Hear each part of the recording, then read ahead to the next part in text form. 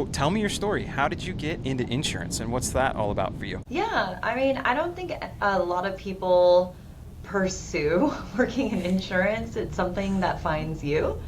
And I was just in a spot in my life. My background is actually more in hospitality and the beauty industry. Mm, And I was just getting really burnt out working, you know, odd hours, not that Monday through Friday, 9 to 5. So that was something I kind of wanted to pursue.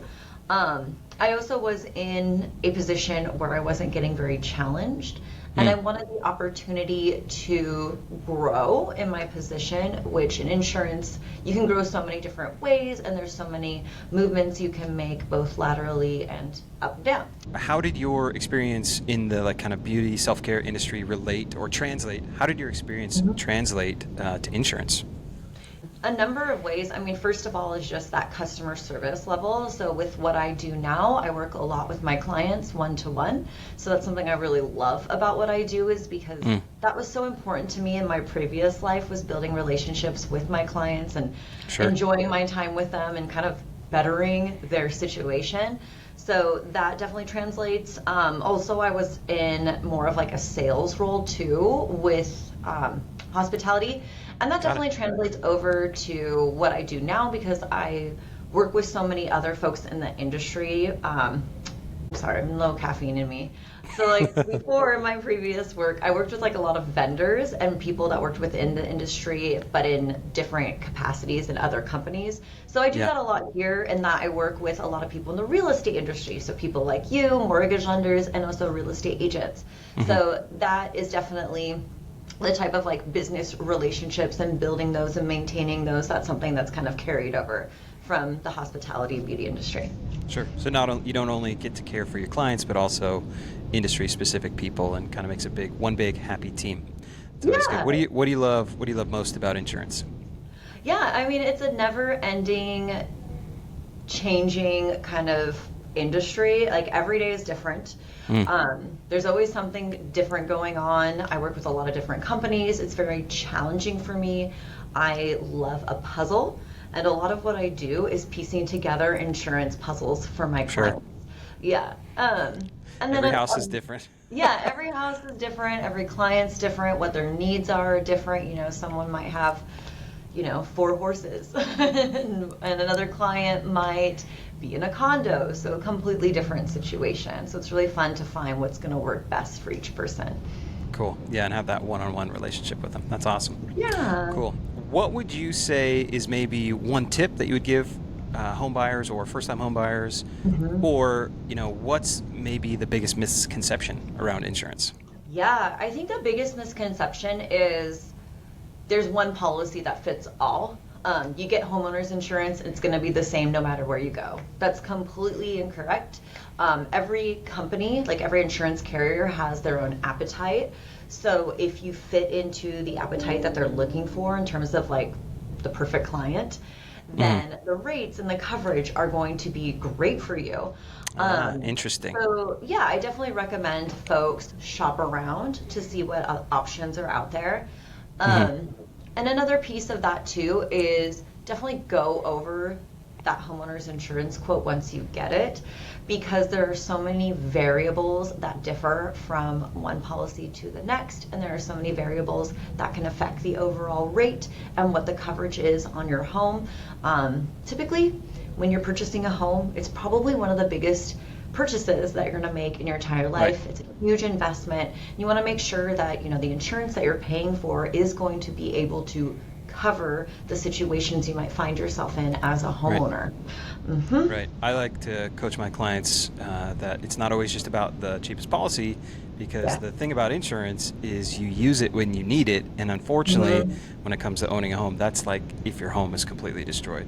So not only is it important to make sure that, the details in that policy cover Mhm. what you need it to cover, but also that Mhm. you've got a great person behind the scenes too that's willing to kind of step in and really walk with you through that process. And probably what would be the most challenging or difficult time of your life if you've just lost your home, like that's a big thing, Oh right? yes. And we kind of forget about that. So what are maybe some of the key things that homeowners Mhm. should focus on when they look at a policy? Like, are there some Yes. key line items or key pieces of that policy that they should Absolutely. use to compare? Yes. I think the first thing that's so important is to know what perils you're insured against on your policy. So there's differing levels of coverage you can get for like the home structure itself. Okay. And that's like wind, fire, hail, Yes, like perils. Okay. exactly. Aliens. Yeah. Yes, yes. No And then alien the other insurance yet. piece of that is the dwelling coverage. So that's the coverage that is specifically for the home structure itself. Got it. Typically, that value or that estimated rebuild cost of that structure is going to be lower than what you're actually paying for the home. And I think that really shocks people. When I work with a lot of first-time home buyers, they're like, hey, I'm buying this home for, say, $500,000. Why is the quoted coverage only for $400,000? So I just like people to know that that is the estimated rebuild cost of the structure from an insurance perspective and does not include the property value that you're paying for the home. So no need to include that. We cannot insure the value of your property. We can only insure rebuilding that home. Because that's technically, right, the value of the land, right? And they say, right, the land all the way to the core of the earth. Yeah, don't need to insure that part, so that's good. Yeah. And another big thing to look at, too, is a deductible. The deductible has a huge bearing on what your overall rate is. Generally the higher your deductible, the lower your overall premium. So I've definitely worked with people in the past where we've been comparing different quotes and they're like, well, this one's so much cheaper. And I'm like, yeah, because your deductible is like $7,500. I'm like, do you have $7,500 to pay out of pocket if you have a claim? No, then we need to look at a lower deductible and make sure it's a reasonable amount for you. Because again, that's a terrible moment, right? Yes. Or maybe not, right? Maybe it's not a total loss, but maybe like a fence blows down. Would that be an example? Right. When you pay, you're like, oh, my fence is $6,000, but now my deductible's $7,500. So no, I'm just gonna pay for this fence instead. Yeah. Exactly. Got it. Okay. Exactly. Cool. Yeah. Okay, so we've got policy amount, deductible. Is there anything else that you think is helpful to compare? Yeah. I mean, or you said perils. You said the perils. Okay, so that was 3 things. I'd say something important to consider on your homeowner's policy is liability. We had kind of briefly talked about that, but I don't think a lot of people realize that your policy will include what's called personal liability. And basically what that covers is it covers homeowners and their dependents really in the event that they are involved in a lawsuit. So it doesn't even necessarily have to be involving a situation that happens on the home premises. It can even be off the premises. And the reason, cool. I didn't know that. Oh yeah, absolutely. And the reason it's included on your homeowner's insurance is because if you were involved in litigation, if you're accused of being liable for something or found of being liable for property damages or injuries, what can happen is someone can potentially sue you for the value of your assets. And so we want to protect your asset of your home by providing insurance to cover those court costs and fees and potential settlement out of your insurance so that your home isn't put up into jeopardy if you're taken to court for something. Got it. I think that's huge for people to understand why it's there, what that number means, and the difference in the limits on the policy there. Well, that's a great way to add maybe additional protection that you didn't really think that you needed or existed. Is there a limit that's helpful? Like, for example, I know typically it's about $500,000. Is it relatively cost effective to double that, to go to $1 million? Is that something that you would typically recommend depending on the specific situation? I mean, that seems like a really nice kind of way to think, like, hey, if I've got the neighborhood kids jumping on my trampoline, or my dog gets out and bites somebody, or I don't know, what would be another example? I guess there's examples of liability claims. Yeah, there's other examples. We won't get into we won't get into all the ways that people get sued. But your dog bites somebody, a kid falls off the trampoline, breaks his arm. And I think what I've heard, and you can correct me if I'm wrong, that it's not really like the family. So you're like, oh, we only have friends over, we're pretty strict. A lot of times it's the insurance companies, like the health insurance companies, that will then come and try and litigate. Is that correct? That is correct. Yes, absolutely. Okay. Yeah, it can be. So there's a number of reasons why you should have your liabilities at a certain limit, but a general rule of thumb is you want your total liability coverage to be equal to or maybe a little bit more than the value of your assets. Because if you are to be sued, that is potentially what the other party is going to try and collect from you. So like you said, $500,000 is kind of the standard. Yes, You can get up to $500,000 on your typical homeowner's insurance policy. If you're working with me, more than likely that's what I'm going to quote for you, just because the difference in cost between $500,000 and the lower levels is usually a few dollars per year. So there's no reason to Got it. even entertain it, because if you want to use the coverage, you're going to want that higher amount. If you want to get additional liability, then you'd look at an umbrella policy. And depending on the amount of the umbrella, you're looking at, not that much more per year. Like a general, like $1 million liability policy, which would total $1.5 million of liability coverage altogether, is probably going to run you about $15 to $20 a month for like a typical situation. So they're very inexpensive, right. And a great way to just kind of cover your assets if you do have any of those exposures, like especially a trampoline or a dog, because those things can definitely come back to you. Yeah, come back to bite you. No pun intended. Come back to bite you, like a dog. Yeah, I've got a question here. Let's kind of maybe poke into this a little bit. So, say for example, you have a few investment properties. Would you? Is that a sense? So now you can, as an investor, up your liability on the properties themselves, but also then you can stack that with an umbrella policy. Yes, you absolutely can. So what the umbrella policy does is it serves as additional liability over all your underlying home and auto insurance policies. So if you have multiple properties and you have, say, like a $3 million liability policy, umbrella policy, then you would have a total of $3.5 million coverage. So if, let's say there's a claim, a tenant or someone hurts themselves at one of your properties, you'd be fine, because you potentially have up to $3.5 million that would cover, their injuries and all that stuff that's associated with it. Nice. And maybe related, maybe important in this conversation, say, like for you example, you can work with different carriers. If you had different liability coverages from different carriers, would they still all overlap? Oh, that's a great question. So an umbrella policy typically has requirements for your underlying policy. So they're going to say, hey, we'll cover all of these exposures, but you need to make sure you have up to either $300,000 or $500,000 worth of liability on those underlying policies. So they will have requirements. Okay, but it doesn't necessarily need to be with the same carrier. It doesn't. Policy and okay. Interesting. It depends on the company. Some companies will only write if you have everything together, but we do have other carriers that will just write over all your underlying policies, because that can definitely happen, especially if you're, have properties in different areas of the state or out of state. You might have to go with a different carrier for those. Right. So, so an example, you could have your primary residence, maybe a second home and a vacation home, or second home and a rental. So now you could do $1 million on each, relatively inexpensive, or I would say in an affordable way, and then having $1 million umbrella policy. Now you got $4 million in coverage. So owning properties is almost enough. You can't stack them that way. I'm making it up. You can't what?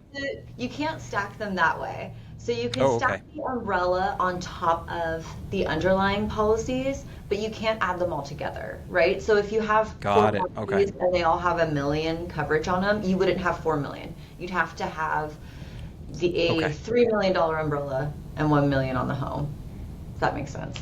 Got it. No, thank you for that clarification. Because I was like, hey, this would be a really cool strategy. But so that's especially important to know. Your home, if you have multiple properties, those policies won't stack. So that's where it's important to have the big umbrella policy, especially if you have multiple properties, or you just want to feel protected and understand, hey, look, and that's the whole thing about insurance, right? Is it's there, and you have to put your brain in the worst case scenario, and people don't like to think about it, or they think about it when it's too late. Exactly. Right. So these are the conversations we want to have up front. That's why it's important to work with a professional like yourself, right? To kind of talk everybody through that. Okay, so here's the big question. Everybody's talking about, why the heck are insurance policies going crazy? Why is everything going up?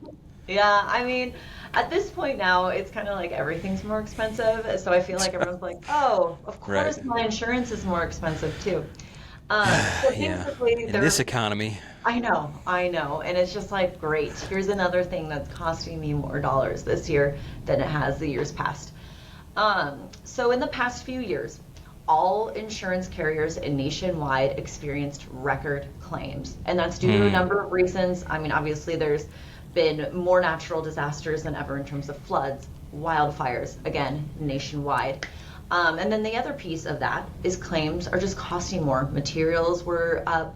Right. For not only homes, but when we look at auto, it's more expensive than ever to repair a car because of all the new technology that we've introduced to the vehicles.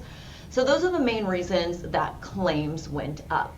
So a lot of companies, well, most companies, are operating in the red. They're operating at a loss. So they're trying to readjust back into profitability and kind of recoup and rebuild their funds so that if we have these claims again, they're able to pay them out, right? So Sure. Which is good. Yeah, which is Yeah. very good. It's very important. That's good. If you have insurance, you want to be able to use it. Mhm. And so to readjust back into profitability, there are two big steps that companies are taking. Number one is they're raising rates, and that's exactly what we're seeing. We've seen it for the past 9 months, and we probably will continue to do so over the next few months. So if you haven't renewed your policies in a year and it's coming up, you can expect for there to be a rate increase no matter which company you're with. Secondly, is they're limiting eligibility. So companies don't want to take on a lot of risk right now. So you're probably seeing that a lot as a lender when your home buyers are out there shopping for insurance. There's not as many options as there was perhaps. And it's become more complicated, even just to simply get a quote on something, which has been pretty interesting to me. That we can't even quote something now without specific information around the roof or the quality of construction. They want an appraisal maybe before we even get a quote on something. Yeah, really interesting. Yeah. But they want those really dream scenarios, these low risk situations is what most companies want. So it just makes it a little bit more difficult to place. It also makes it, it limits the options for competition on rates when we're shopping rates.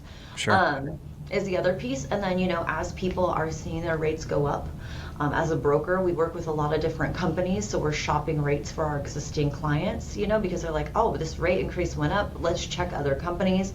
And we're checking to see, what else might be out there. And we are successful with some, but some people, it just turns out that rate increase is appropriate to the market and there isn't anything better out there. It's kind of a weird time, but we do expect it to settle down.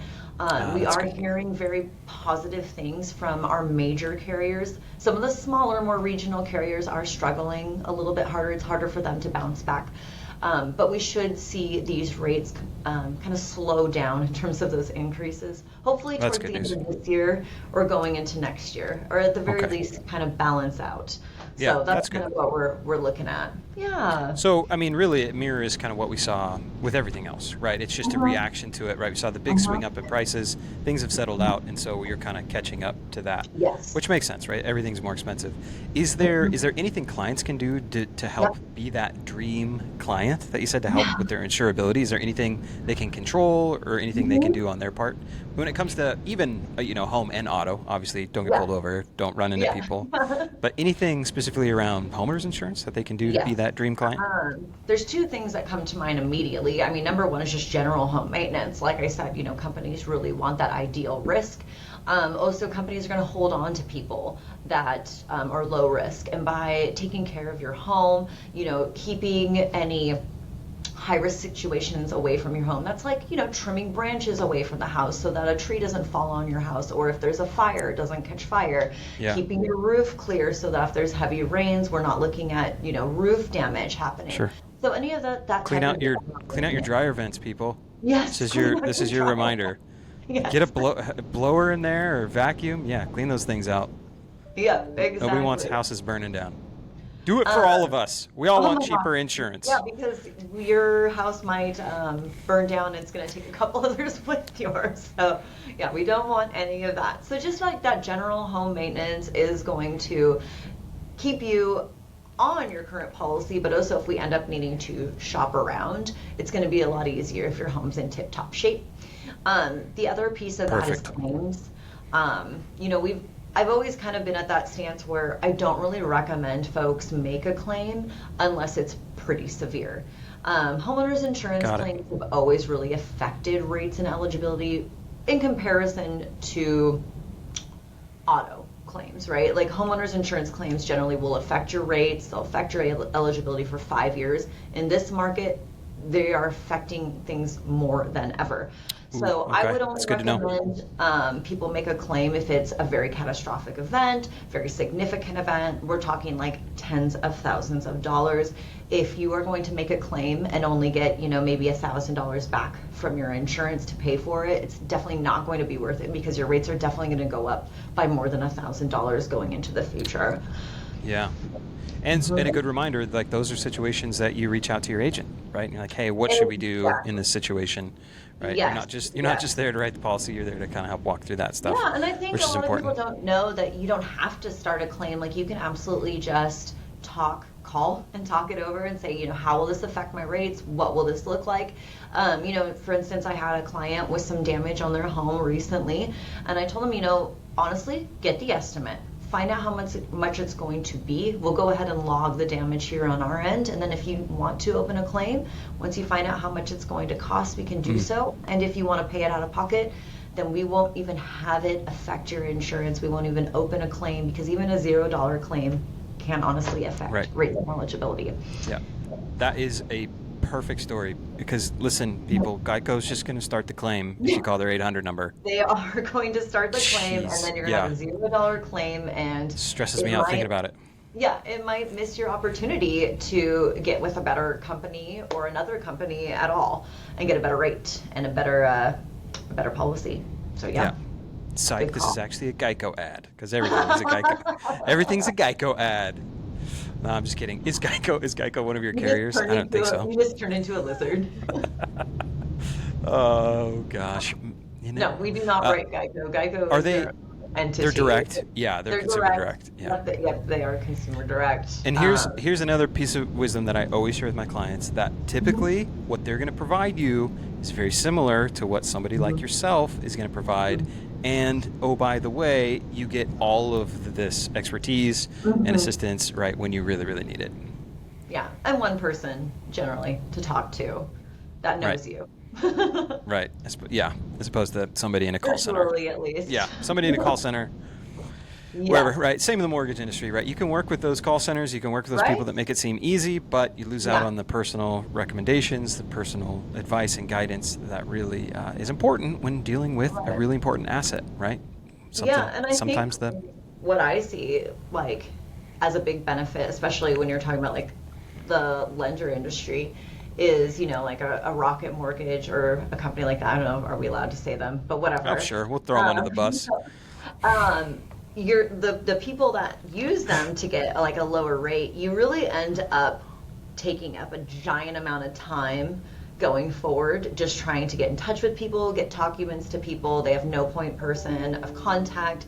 So when they're making updates or making changes, it just ends up taking all of your time up, being on the phone, becoming your own mortgage loan expert. It's really nice to just have someone who will do it all for you. And, for us, there's no additional cost. I'm assuming the same for you. So unfortunately, it's a lesson learned in pain, and what it's actually going to cost you, right? It's going to cost you your time, your energy, your sanity. And so, moral of this story is, hey, when it comes to buying a house, have a great team of professionals on your team. And that includes insurance, right? So, that's awesome. I think that's really cool. I don't know if I have anything else. I think that was all really good stuff. Cool.